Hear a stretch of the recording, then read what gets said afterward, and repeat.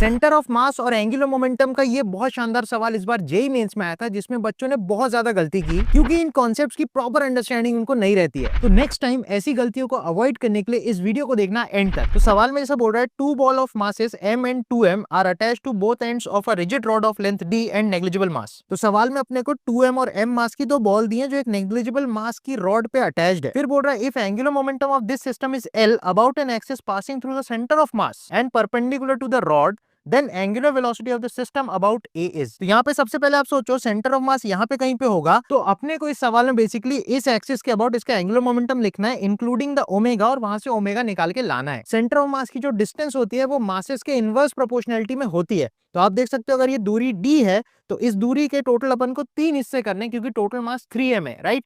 तो 3 हिस्सों में से 2 हिस्से वाले के पास कम दूरी होगी और m वाले के पास ज्यादा दूरी होगी। तो ये जो डिस्टेंस है ये इनवर्स रेशियो में बटेगा, दैट इज 2:1 के रेशियो में बटेगा। तो 2m वाले के पास होगा, m वाले से दूर होगा।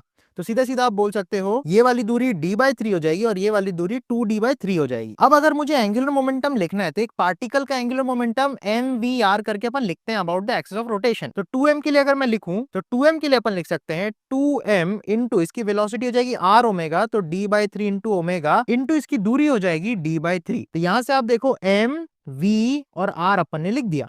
सिमिलरली m वाले मास के लिए भी आप लिखोगे तो m इंटू इसकी वेलोसिटी होगी r ओमेगा, तो r हो जाएगी 2d/3 इंटू ओमेगा और दूरी हो जाएगी 2d/3। ये पूरा l के बराबर होना चाहिए। तो यहां से अगर हम l निकालेंगे तो आप देखोगे यहाँ पे 2 आएगा और नीचे 9 आएगा, तो अपन बोल सकते हैं ये बन जाएगा 2/9 m omega d square, plus इधर पे आप देखोगे 2 इंटू 2 4 और नीचे 9, तो ये बन जाएगा 4/9 m ओमेगा d स्क्वायर। तो दोनों को अगर आप क्लब करोगे तो 4 और 2 6 हो जाएगा, तो 6/9 m ओमेगा d स्क्वायर। तो l की वैल्यू आ जाएगी 6/9 m ओमेगा d स्क्वायर। तो यहां से अगर आप ओमेगा निकालोगे तो वो बन जाएगी 9/6, m नीचे आ जाएगा और d स्क्वायर भी नीचे आ जाएगा और l ऊपर आ जाएगा।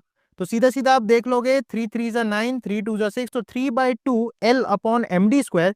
तो इस हिसाब से इस क्वेश्चन का करेक्ट आंसर ऑप्शन 1 हो जाता है। और ऐसे और इंटरेस्टिंग कॉन्सेप्ट्स के लिए फॉलो करना है एक्सप्लोर इंटरेस्टिंग को।